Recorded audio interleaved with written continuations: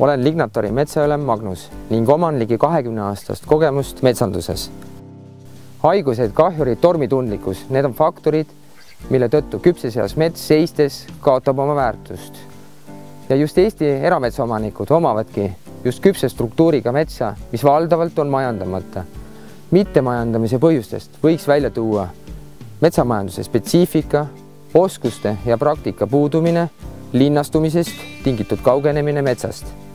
Mets vajab järjepidevat oskuslikku toimetamist, et mets ei läheks raisku ja vara ei hävineks.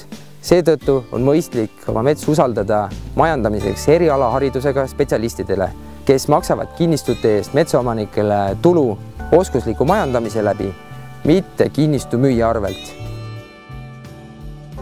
Meie kodumaise metsandusettevõtte Lignatori eeliseks on kiirus ja pädevus ning meie meeskonnas töötavad 8 metsandusspetsialisti.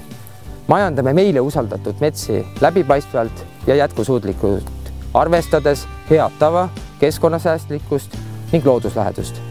Nii teenime suurimat tulu metsaomanikele kui ka tulevastele põlvedele.